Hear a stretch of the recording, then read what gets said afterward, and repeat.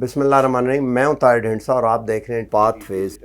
एक दफ़ा फिर खुशामदीद कहते हैं आपको पाथवेज में। आज का प्रोग्राम इसलिए इम्पोर्टेंट है कि मार्केट सेंटीमेंट के बेस के ऊपर जो इंटरनेशनल करेंसी का हमारे जो एक पैरिटी होती है रुपी डॉलर, वो कुछ स्विंग करना शुरू होगी, उसमें सी सौ शुरू हो गए। तो just to give a good air कि एक्चुअल फंडामेंटल्स क्या हैं और किस तरह सोचना चाहिए excuse me, and what are the pathways, इस पे बात करने के लिए एक दफ़ा फिर हमने रिक्वेस्ट की है डॉक्टर आबिद कयूम सुलहरी से। डॉक्टर साहब, वेरी वार्म वेलकम। ये बताइए कि डॉलर राइज कर रहा है और बड़ी अफवाहें कि जी ये IMF हमसे क्योंकि खुश नहीं है इसलिए डॉलर राइज कर रहा है और 175 पे चला जाएगा। मेरा ख्याल है आपकी दोनों अफवाहें जो हैं उन पे बहुत ज़्यादा यकीन नहीं रखता है। अच्छा, IMF के खुश ना खुश होने का भी सवाल ही पैदा नहीं होता है, क्योंकि अभी तो मिशन लेवल पे बातचीत शुरू होगी तो फिर पता चलेगा कि पाकिस्तान की पोजीशन क्या है, IMF की पोजीशन क्या है, कहाँ पे इख्तलाफ है या कहाँ पे कोई बोन ऑफ कंटेंशन आती है, रोड ब्लॉकर्स क्या हैं और उनको किस तरीके से रिजॉल्व करना, और उसके बाद की स्टेज है कि IMF खुश है या नहीं है। तो फिलहाल तो ऐसी कोई चीज़ जो है वो मैं नहीं देख रहा, और ना ही IMF का कोई प्रेशर है इस वक्त। जब तक बातचीत शुरू नहीं होगी IMF प्रेशराइज भी नहीं करेगा कि जी आप अपने डॉलर को ले जाएं, ऊपर ले जाएं या नीचे ले। देखिए ना, असल चीज़ तो ये है कि जैसे कि हमने पहले एक प्रोग्राम में बात की कि IMF अपना पूरा मैक्रो इकनॉमिक फ्रेमवर्क जो है वो पाकिस्तान के लिए रिवाइज कर रहा है। IMF की जो पहली प्रोजेक्शंस थी, पहले जो टारगेट्स थे वो 1.3% ग्रोथ पे थे। अब अगर आपकी ग्रोथ जो है, और जिसको अब IMF और उसके बाद ADB भी एंडोर्स कर चुका है कि अगर आपकी ग्रोथ रेट जो था पिछले माली साल का वो 4% को टच कर रहा है, तो उसका मतलब है कि बाकी फंडामेंटल जो थे इकोनॉमिक टारगेट वो भी चेंज हो गया। उसके मुताबिक एक रिवाइज प्लान जो है अब वो पेश किया जाएगा। उस रिवाइज प्लान पे फिर हुकूमत पाकिस्तान जो है वो अपने कंफर्ट लेवल शो करेगी, अपना डिसएग्रीमेंट एग्रीमेंट शो करेगी, और फिर वहाँ से बातचीत जो है वो आगे चलेगी। तो अभी ईद के बाद शुनीद थी कि ईद के बाद जो लोकल मिशन है यहाँ पर, उनकी कोई नेगोशिएशन जो है वो स्टार्ट होगी। इस वक्त जो डॉलर का आपको लग रहा है प्राइस, वो मेरा ख्याल है एक रेंज बाउंड है। 30 जून रेंज बाउंड है। हाँ, 30 जून के बाद हर क्वार्टर के आखिर में डॉलर थोड़ा सा ऊपर चढ़ता है। अगर आप ट्रेंड्स देखें तो डॉलर थोड़ा सा ऊपर जाता है, लेकिन उसके बाद इनफ्लोज बेहतर होने के साथ वो ईजी भी हो जाता है। और पाकिस्तान के पास, स्टेट बैंक के पास ये ऑप्शन मौजूद है कि अगर किसी ख़ास रेंज से डॉलर ऊपर जाने लगे तो वो इंटरवेंशन कर सकते हैं। यानी स्टेट बैंक जो है वो जो भी उसने अपने लिए एक थ्रेशोल्ड मुतय्यन की है, अगर डॉलर उससे ऊपर जाए या उससे नीचे आए तो स्टेट बैंक उसमें छोटी मोटी इंटरवेंशन जो है वो करने की पोजीशन में है। तो मैं नहीं समझता कि इस वक्त यानी ये माली साल जब से शुरू हुआ है, जुलाई के महीने में 4 रुपये कुछ पैसे अभी तक डॉलर बढ़ा है। अगर आप देखें तो इस 4 रुपये 75 पैसे बढ़ने से तकरीबन 445 अरब रुपये पाकिस्तान की बैरूनी अदायगियों में इजाफा हो गया। तो मेरा नहीं ख्याल कि फाइनेंस मिनिस्ट्री जो है वो डॉलर को बढ़ने देगी और अपने जो बैरूनी जो उनके हैं हमारे डेट हैं और डेट सर्विसिंग है उसमें बेदरेग इजाफा करती चली जाएगी। तो होपफुली इसको वापस आ जाना चाहिए, यानी एक रेंज में रहेगा। ये रेमिटेंसेस कब से रोपन होना शुरू हो जाएंगी? ईद के वक्त जो आती है। यानी देखिए, अभी तो चूँकि आज फॉर्मली पहला दिन था ईद की छुट्टियों के बाद, मंडे से शुरू होगा, तो मंडे को आपको अंदाज़ा होगा कि कितनी रेमिटेंसेज आई हैं। तो ये अगले नेक्स्ट हफ्ते में रिफ्लेक्ट होना शुरू हो जाएगा कि आपके पास रेमिटेंसेज कितनी आई।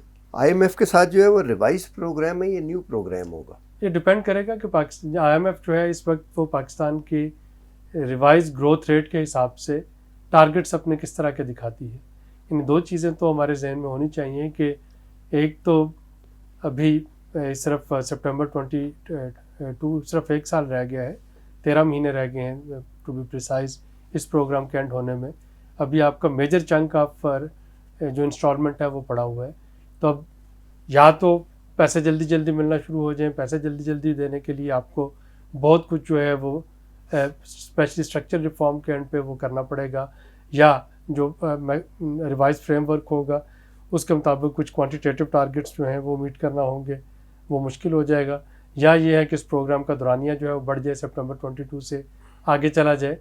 या फिर तीसरी चीज़ ये है जो कि शायद ज़्यादा आसान हो कि इसी प्रोग्राम को नया नाम दे दिया जाए और यही जो पैसे हैं या इनमें कुछ मज़ीद पैसे जो है मज़ीद ऐड करके तो एक नया प्रोग्राम जो है वो शुरू हो जाए जो कि ज़्यादा क्वांटिफाइड टारगेट्स के साथ हो, तो ये हुकूमत के पास सारी ऑप्शन जो है लेकिन वो ओपन है। स्ट्रक्चरल फ्रेमवर्क तो फिर भी यही रहेगा ना, चेंज तो नहीं होगा। टारगेट नंबर चेंज हो सकते हैं, टाइम फ्रेम। देखिए ना, अगर आपका टाइम फ्रेम जो है आपको आगे 23 के इलेक्शंस की तैयारी भी करनी है, तो हुकूमत जो है वो अपनी सारी ऑप्शन देख रही होगी कि हुकूमत को क्या चीज़ सूट करती है। क्या इसी प्रोग्राम में इसके जो अमाउंट है वो कम करके इसको सितंबर 22 में ख़त्म कर दिया जाए, या इस अमाउंट को आगे लेके जाया जाए, दौरानिया बढ़ जाए, या फिर बिल्कुल नया प्रोग्राम आ जाए। अच्छा, ये बताएं क्विकली, ये बताएं कि इसको छोटा हम रखते हैं आज के लिए।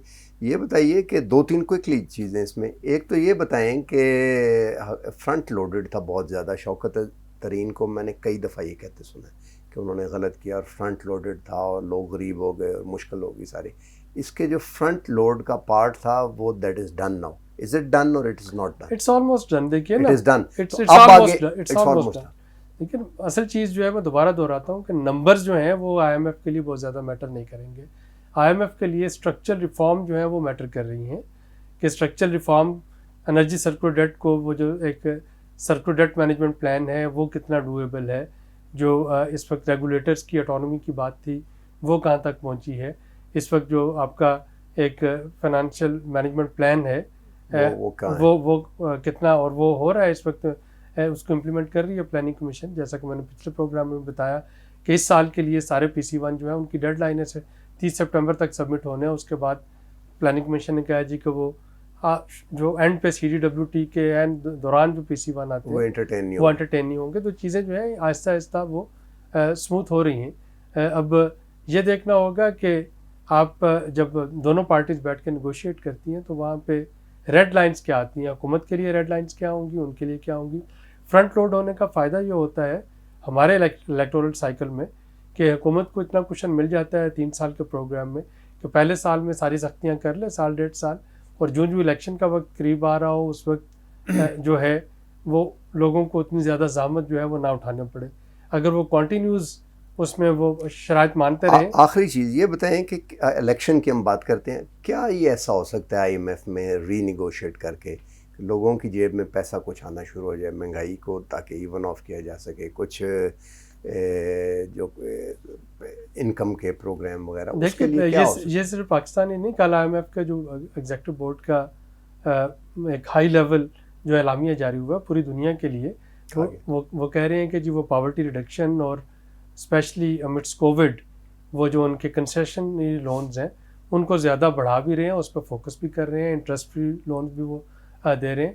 तो IMF इस बात से पूरी तरह माइंडफुल है कि डेल्टा वेरिएंट जो है वो तबाही ला रहा है बड़ी तेज़ी के साथ दुनिया में, और कोविड अभी ख़त्म नहीं हुआ, और अगर ख़त्म नहीं हुआ तो IMF is there to support poverty reduction के लिए भी और कोविड से मुकाबला करने के लिए भी।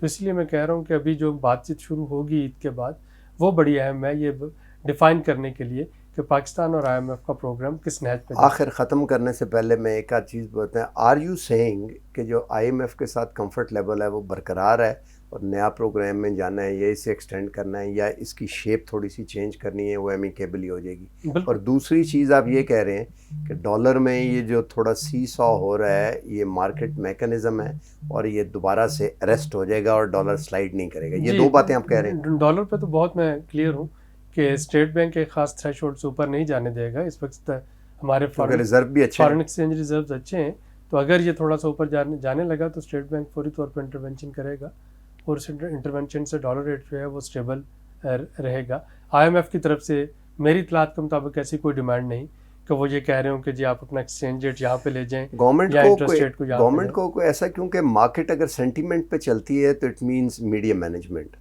आपको चाहिए कि क्यू ब्लॉक को कुछ इस किस्म की प्रेस रिलीज़ या कोई ऐसा इंटरेक्शन करके कोई मिले, कुछ रिलीज़ करनी चाहिए जिससे ये जो अफवाह वाली बात, क्या पता किसी ने डॉलर स्टेक किए हों। IMF और पाकिस्तान के प्रोग्राम में जब भी बायलैटरल या मल्टीलैटरल होता है, no news is always a good news. अच्छा, तो जब तक आपको कोई बुरी खबर सुनने को नहीं मिल रही है ये एक अच्छी खबर होती है। अच्छा, चलें ठीक। और हमें ये देखना है कि अब ईद के बाद जो मुज़ाकरात शुरू होते हैं तो उन मुज़ाकरात के आगे फिर क्या चीज़ जो है वो निकलती है। चलें ठीक है, थैंक यू वेरी मच। आज तक के लिए इतना ही। ये खसूसी तौर पे हमने ये इसलिए किया था कि डॉलर में की कीमत में इजाफा हो रहा है अगेंस्ट द रुपी, तो उसका देखा जाए कि क्या ये फंडामेंटल्स पे है या it is just a topical and it will come back, और IMF के साथ कैसे हैं, तो it's a good news there. आज तक के लिए इतना ही, अल्लाह हाफ़िज़।